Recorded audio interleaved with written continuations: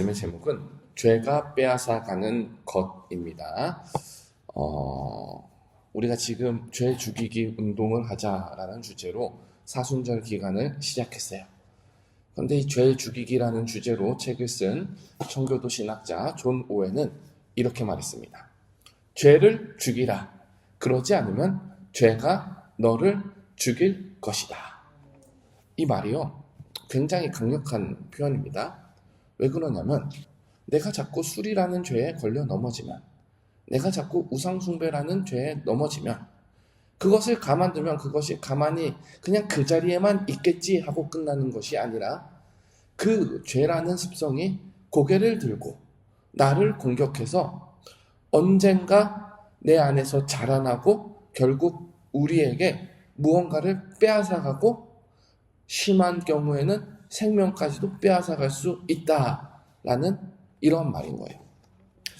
오늘 호세아 4장 11절에서 14절을 함께 읽었는데 이 본문은 이러한 죄의 위험성, 심각성에 대해서 우리에게 아주 경각심을 주는 본문입니다. 먼저 이 호세아 4장의 영적 배경을 살펴보자면요, 북이스라엘이 타락을 했어요. 그리고 호세아가 그 북이스라엘의 타락을 고발을 하고 있어요.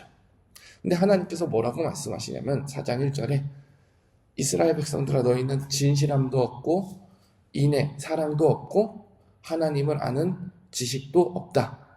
그러니까 이 죄라는 문제가 어디서부터 시작됐다는 거죠? 도덕적인 문제에서 시작된 게 아니라 하나님과의 관계가 먼저 끊어져 있다. 하나님이랑 관계가 완전히 끊어져 있는 거예요. 근데 우리가 눈여겨봐야 되는 것은 관계는 끊어졌는데 겉은 나와 있어요. 속사람은 하나님과 상관없이 사는데 예배라는 행동은 합니다. 제사도 있고 제물도 있고 제사장도 있고 제단도 있고, 그런데 실제 삶을 들어가 보면 하나님을 예배하는 삶과는 전혀 관계가 없는 거죠. 우상숭배로 가득 차 있고 술 취함으로 가득 차 있고 이웃을 향한 폭력과 도둑질로 가득 차 있고 음란으로 가득 차 있고, 엎친 데 덮친 격이라고 제사장들은 죄를 책망하지 않고 방관을 한다라는 거예요. 오히려 백성들의 죄를 묵인하면서 백성들을 그 삶 속에서 이익을 착취하는 아주 이렇게 패역한 이스라엘 종교 공동체가 되었다라는 사실입니다. 근데 11절에 보면은 이것을 자꾸 방치하면 무슨 문제가 생기느냐에 대해서 말씀을 주시는 거예요. 11절에 보면은 음행과 묵은 포도주와 새 포도주가 마음을 빼앗느니라. 여러분, 죄가 무엇을 빼앗아 간다고요? 마음을 빼앗아 간대요. 여기서 마음은요, 단순히 내가 지금 마음이 내키지 않아, 이런 마음이 아니라요, 솔로몬이 하나님께 무엇을 구했습니까? 지혜를 구했어요. 근데 그 지혜를 구할 때 성경에 뭐라고 표현하냐면, 하나님, 저에게 하나님의 음성을 듣는 마음을 주사, 저에게 하나님의 뜻을 듣는 마음을 주사. 이 마음이 듣는 마음이라는 거예요. 감정이 아니라 순종의 자세, 깨닫는 마음, 그리고 하나님의 말씀을 듣고 내가 정말 이 말씀대로 살아야겠다라는 정말로 참되고 좋은 옥토와 같은 마음을 무엇이 빼앗아 가냐면은 반복되는 죄가 그것을 빼앗아 간다라는 말이에요.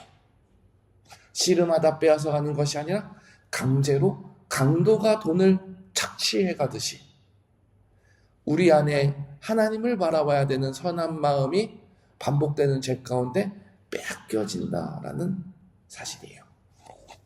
여러분, 우리가 이런 마음이 뺏기면 어떤 일들이 일어날지 눈에 훤하죠. 먼저는 하나님 앞에 정말로 악한 삶을 살게 됩니다. 12절에 보면 잘 보세요. 내 백성이, 누구 백성이라 그래요? 하나님의 백성이 나무에게 묻고 그 막대기는 그들에게 고하나니. 하나님의 백성이 하나님에게 묻는 게 아니에요. 하나님의 백성이 기도하는 게 아니에요. 하나님의 백성이 마음이 빼앗겨 있으니까 우상땅지, 정말로 스스로 서 있을 힘조차 없는 나무에게 묻고 그 막대기에게 자기 힘들다고, 자기 못 살겠다라고 기도하고 있는 이런 모습이 하나님 속이 얼마나 타시겠습니까? 여러분, 세상에 폐악 무도한 사람이 많습니다. 누가 봐도 손가락질 당할 만하고 누가 봐도 혀를 내칠 만한 사람이 있는데, 그 사람이 짓는 죄와 자기가 하나님의 은혜를 맛보고도 하나님의 자녀라고 말을 하고 다니면서도 반복적으로 죄를 짓는 사람을 두고 본다면 하나님께서는 뒤에 있는 사람을 더 가슴 아프게 생각하신다라는 사실입니다. 여러분, 하나님 앞에서 우리가 정말로 반복되는 죄를 묵인함으로써 마음이 뺏겨서 악한 모습으로 살아가게 내버려둬서는 안 되는 것입니다. 두 번째로 마음이 빼앗기면 어떤 일이 벌어지냐? 마음이 완고해진다라는 말이에요. 돌같이 굳는다. 히브리서 3장 13절에 죄의 유혹으로 마음이 완고하게 되지 않도록 서로 권면하라, 이렇게 말해요. 이 마음이 딱딱해지는 건 하루아침에 딱딱해지는 게 아니에요. 출애굽할 때 바로의 마음만 봐도 10번의 정말로 말도 안 되는, 사람이 상상할 수 없는 10번의 재앙을 겪으면서 마음이 점점점 완고해져 가는 것을 볼 수 있습니다. 신자의 마음에서 똑같은 역사가 일어납니다. 처음에는 양심이 찔려요. 이러면 안 되는데, 가슴이 콩닥콩닥. 그런데 처음이 어렵지. 계속 그러다 보면은 기도가 불편해지고 거기에 관한 말씀을 들을 때마다 귀는 닫고 내 말씀이 아니겠거니 무뎌지면서 어느 순간에는 죄가 일상이 되는 것입니다. 근데 그보다 더 무서운 게 무엇인지 아십니까? 호세아서 4장 13절 14절에 보면은 하나님이 완고해진 백성들을 어떻게 하냐면은 무서운 징계, 무서운 회초리로 야 돌아와 하는 게 아니라 야 이제는 더 이상 간섭하지 않겠다. 너 하고 싶은 대로 한번 해봐라. 이게 가장 심각한 심판이자 징계입니다. 회초리는 사람을 깨닫게 하고 돌아오게 할 수 있어요. 그것이 고난의 유익이에요. 그러나 하나님께서 그냥 내버려 두기 시작하시면 사람은 끝까지 자기 스스로가 잘못된 길 위에 서 있다는 것을 깨닫지 못합니다. 사랑하는 여러분, 혹시 요즘에 마음이 깊게 닫혀있는 한 부분이 있습니까? 그 부분에 대해서 기도하자면 그냥 기도하기 싫고 피해지는 부분이 있습니까? 그렇다면 그 부분이 벌써 질겨지고 있는 것은 아닌지 한번 되돌아볼 수 있어야 합니다.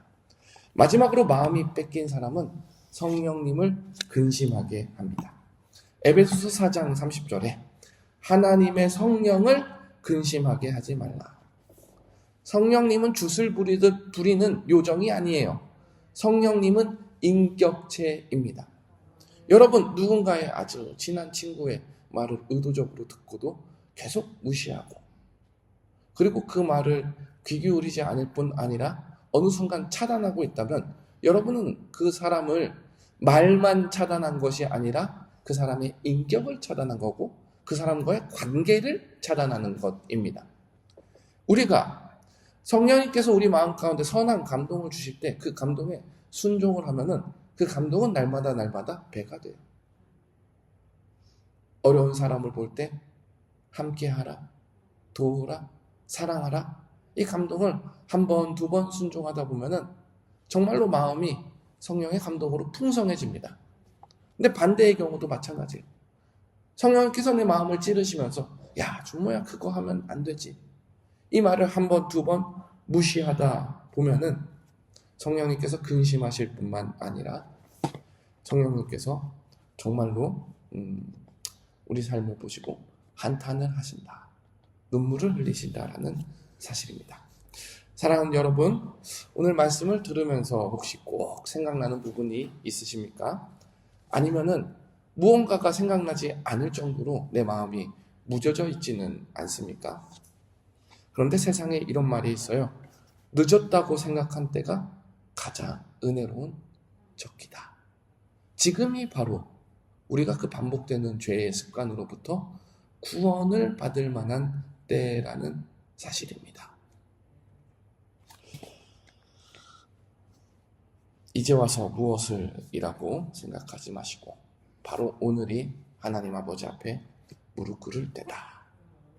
바로 오늘이 숙제와 같이 남겨진 그 쳇바퀴 도는 죄의 고리를 결별할 때다. 이렇게 생각하시며 성령님의 도우심을 구한다면 하나님께서 오늘 특별하게 역사하실 줄, 또 하나님께서 우리에게 그 마음을 지켜나갈 힘을 주실 줄 믿습니다.